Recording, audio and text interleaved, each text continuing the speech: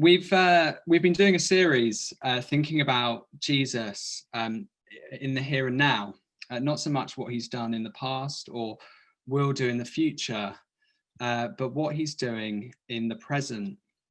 And today we're going to be thinking about how Jesus is currently ruling as our great King, and how that makes a difference to us today.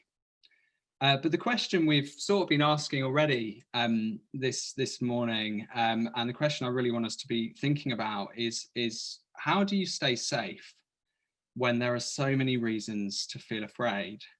How do you stay safe when there are so many reasons to feel afraid? The world is a scary place, and who knows what is around the corner. I don't know about you, but one look at the news at the moment and my heart is racing.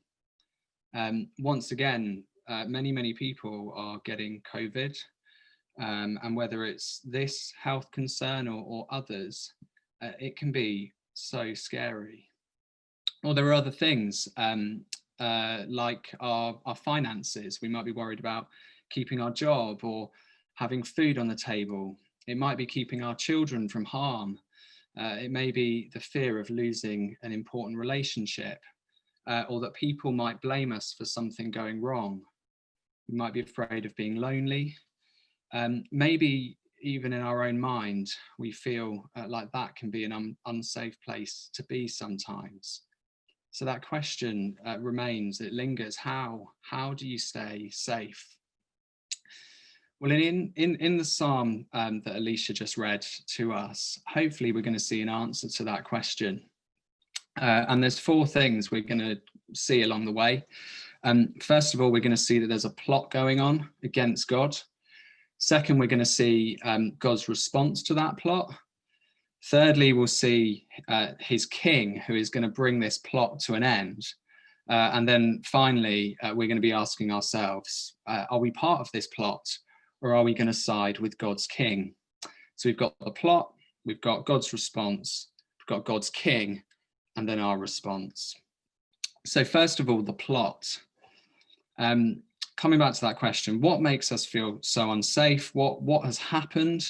Well, the first few verses of Psalm 2 tell us why. It tells us that people have turned away from God's rule and they've looked for freedom elsewhere. It results in a disordered world. So in verse 1, the writer sets out the issue. And he starts by asking, why? Why do the nations conspire and the peoples plot in vain? It's perplexing, but there's a plot going on, a rebellion. It says that people all over the world and all over history are plotting against God and against his rule. And you and I are a part of this too. We're all part of an uprising. It goes on, it says that the kings of the earth rise up and the rulers band together against the Lord and against his anointed, saying, let us break their chains and throw off their shackles. Whether thousands of years ago when this was written, all the way to now, human kings and rulers, they all rise up as part of this plot against God and against the ruler that he has chosen, against his anointed. And we know that throughout history, those same kings and leaders, they've often ended up in conflict with one another. But we see here that they actually end up having a common cause, that they're against God and his chosen ruler. So when Jesus was standing trial for blasphemy, Herod and Pilate and the Jewish leaders, they'd all been enemies, but then they plotted together on the day that they put Jesus away. And in verse 3, it says the kind of core reason for this uprising is that we want to be free from God and from his king so that we can live and rule how we want to. But does this only address our leaders? Is this simply a message for Boris or for Trump? Well, it is for them, but isn't it also just as much for us? Each one of us has some sort of rule or power that we exercise in our own lives. Maybe the way that we use our money, or our role at work, or the priorities we have for our children. It might be the image that we project to other people. It might be in our sex lives. Whatever it is, through all of these things, we end up saying verse 3. We use any power we've got to break free from God's rule and from his way and his order.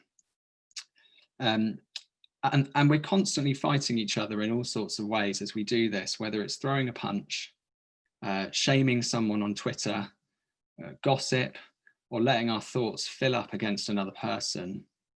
But we are strangely united on this point, that we don't want God and we don't want his king. And the result of this uprising is a world that is disordered and fighting, a world that is a scary place to be in. And at the very start of the psalm, in verse 1, the writer says that this plot against God is completely pointless. It is in vain, he says. And we're about to see why. Because we've seen this plot in those first 3 verses. But what's God's response going to be? What is God's response? Maybe we're a bit surprised when we read verse 4. God's response is to laugh. It says, the one enthroned in heaven laughs, the Lord scoffs at them. So we've gone from the scene on earth where there's the plot, and now we kind of take a peek into an impressive scene going on in heaven, where God is enthroned, and he looks down at all these little attempts at ruling, and he scoffs at such a thing. And I think what it's getting at is, if this wasn't so serious, it would almost be a comical thing. The fact that these creatures would contend with God. It's a bit like going to a coronation and wearing one of those paper Burger King crowns. It's pathetic compared to the real deal. But it's also deadly serious and offensive to the true king. So if you're living in a house as a tenant, occasionally the landlord might come and visit, just to check that you're looking after the place. And if you were to just suddenly say to the landlord, actually, this house is mine and you can't visit, as the rightful owner of the place, they'd probably start off by laughing at you. But if you kept on insisting, no, it really is mine, it would be a really serious offence and you wouldn't have a leg to stand on. Eventually you'd be booted out. Well, there isn't a part of this world that Jesus does not rightfully claim mine over. So our counterclaim, our decision to set up our own rule and do our own thing, is incredibly serious. And that brings us to verse 5, where he says he rebukes them in his anger and terrifies them in his wrath. Now, we don't like to read words like this. We don't like to think of God as being angry. But isn't this right? We've said no to his rule and in the process disordered his world. There's been a lot of anger this year, as we've seen in the news, people being unjustly treated because of their race, or anger because of the poverty that means thousands of children might go hungry this winter. If we can be angry at these things, we should, then shouldn't God also be angry? Not only at the same things, but at the uprising against him that has led to such a disordered and unequal world, at the very things that lead to racism and injustice and the hurtful things that we say to one another, or the human pride that fuels this disorder. Of course, God should be angry. But we also see here that there's no comparison between our rebellious rule and God's rule. First, because he laughs, but also, as we get to verse 6, these words, I have installed my king on Zion, my holy mountain. Here is a symbol of God's covenant or promise to his people. Mount Zion was that symbol, where he will, despite our uprising, he will install his king who will rule the world. It will happen. God's plan to do this will not and cannot be opposed. And so we're looking for this moment in history when God establishes his chosen king. And I suppose the question for us then is, has he done it yet? The world looks, I don't know about you, but it looks more disordered than ever. The plot against God's rule seems to be working. Can verse 6 really be true? Well, that brings us on to the next point. We've seen the plot, we've seen God's response to the plot, and now we're going to see God's chosen king. God's chosen king. Around the same time that Psalm 2 was written, maybe a little bit before, the people of Israel are settled in the land that God had promised them, and their enemies have been defeated. But then they start looking around at the other nations, and they ask for a king. They say, we want a king over us. Then we shall be like all the other nations, with a king to lead us and go out before us and fight our battles. It's from 1 Samuel 8. They'd missed, of course, that they already had something better than all the other nations. They had God ruling them as their king. And God says this in response. He says that they have rejected me as their king. But then God does, in the end, let them have a human king, a man called Saul. But was he God's chosen king? Back in the books of the law, God had actually told them the kind of king that the people should be looking for. And most important of all, that king was supposed to be devoted to God and to his law. It says in Deuteronomy, it says he is to read the law all the days of his life, so that he may learn to revere the Lord his God. So was Saul God's chosen king? Was he this king here who was devoted to God and his law? Well, he wasn't. No, he sadly, just like all other earthly rulers, he tried to free himself from God's rule, and he ended up wrecking the nation and exploiting the people. I wonder if that sounds familiar. But then after Saul, God does actually choose a king. Hannah mentioned him earlier, David. And for a time, David ends up establishing a good rule. He rules from Jerusalem, that's the place that is often called Zion. And he follows God's law carefully. So maybe this is it. This is God's king. But then David fails, most clearly of all when he murders someone in order to cover up an affair. So as great as David was for a time, he cannot be the chosen king we're looking for in Psalm 2. And then after David, there's several other kings, and each one of them fails to be the king that is talked about here. So we're left looking and waiting. And then one day, out in the wilderness, Jesus is baptized. And those words that we see in verse 7 are spoken over him by God. You are my son. Jesus is God's chosen king. And we see here lots of things about Jesus as God's chosen king. So back in Psalm 2, from verses 7 through to verse 9, we actually hear him speak. He says this. He says, I will proclaim the Lord's decree. He said to me, you are my son. Today I have become your father. Ask me, and I will make the nations your inheritance, the ends of the earth your possession. You will break them with a rod of iron. You will dash them to pieces like pottery. So what do we see here about God's chosen king, Jesus? First of all, it says here, he holds to God's law. I will proclaim the Lord's decree. He loves God and his law and will govern the world as he should, based on God's solid truth. Secondly, we've already sort of said he's God's son, and as his son and as his king, Jesus is invited to pray boldly. It says, "Ask of me," says his Father God. And how much can he ask for? Well, it says here that he can ask for the whole world, for the nations as his inheritance, the ends of the earth, his possession. And thirdly, how does he rule?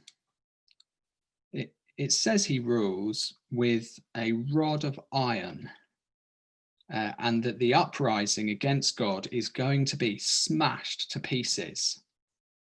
So Jesus has overwhelming power. Our contest with him is just absolutely no match. But as he rules, what is it that he's holding on to?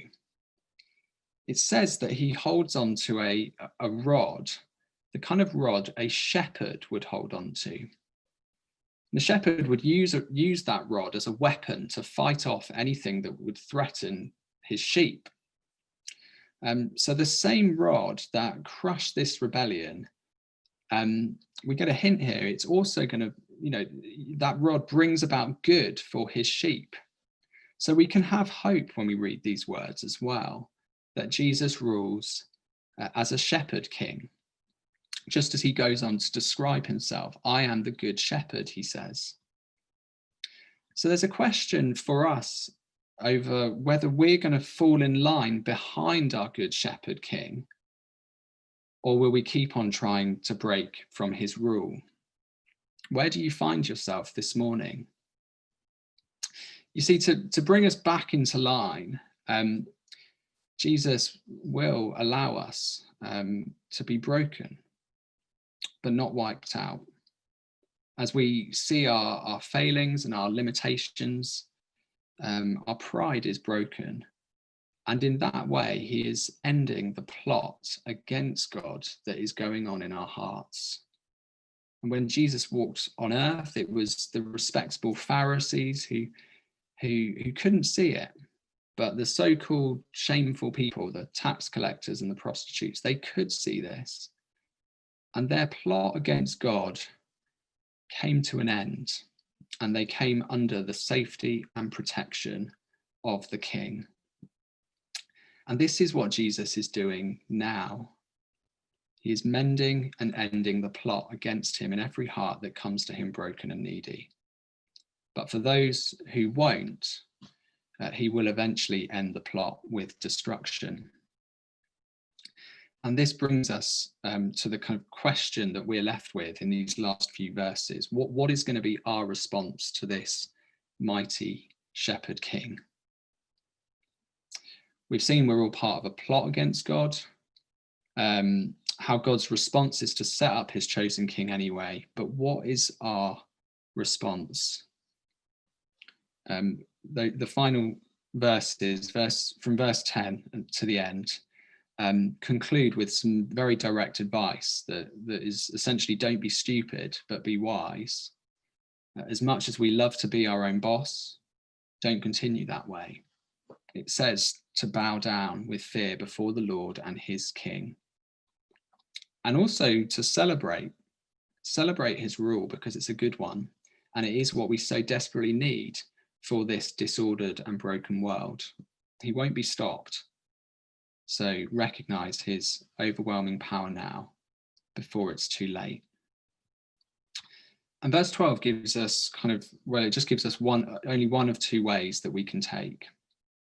We can either continue against God's chosen king, and that way is destruction in the face of overwhelming power, or we can come into line and submit to him.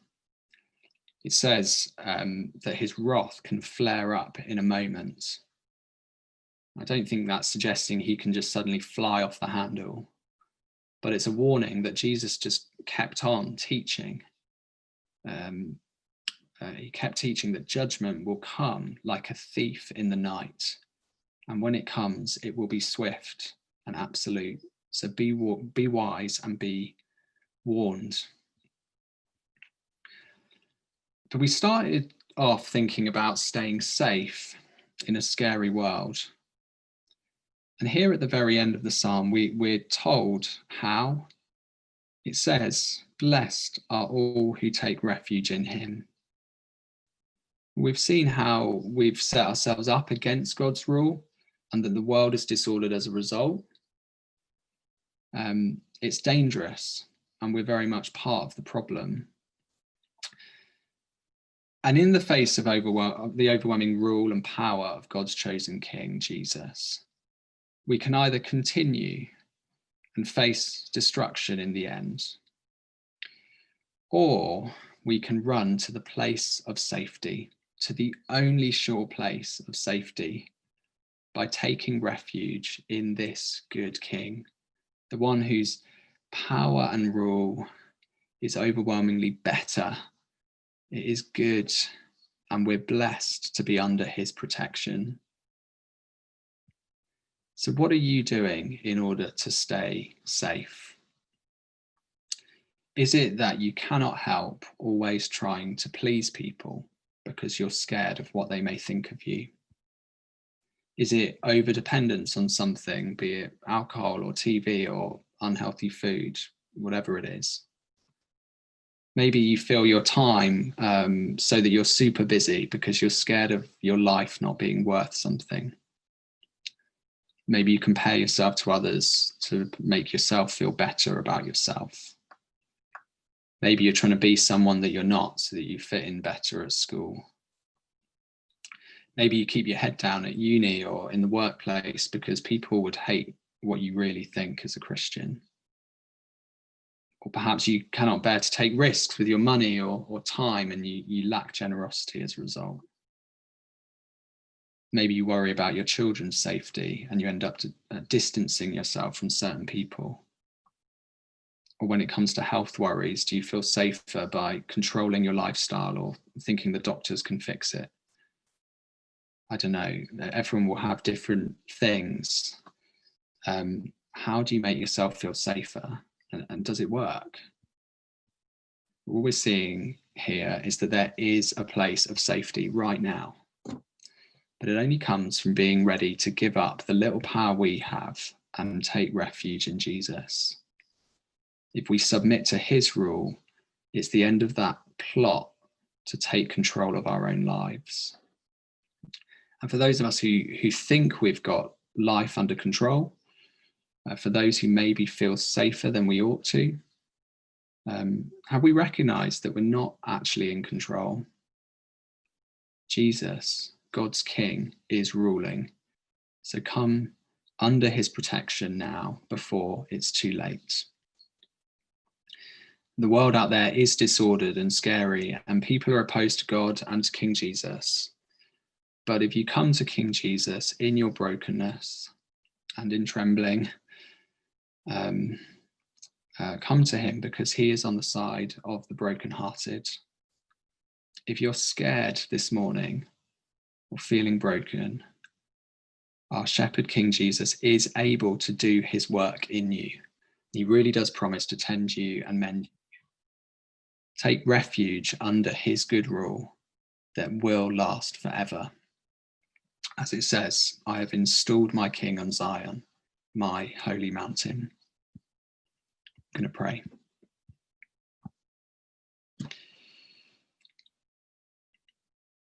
Father God, we thank you that King Jesus is ruling and that his kingdom is growing.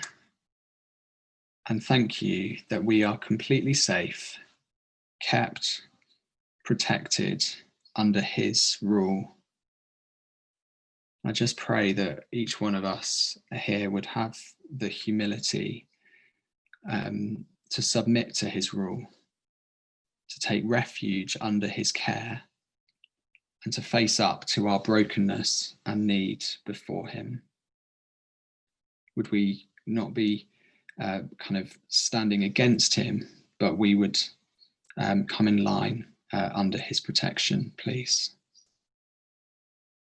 And for those of us who are feeling particularly tender this morning because of health issues or griefs or particular trials, thank you that you are near and will bind up broken hearts with your grace upon grace upon grace. And for those of us who are feeling confident in ourselves, please replace that confidence with a confidence in our great King Jesus. And we look forward to the day when every knee shall bow and every tongue confess that Jesus is Lord and King. Amen.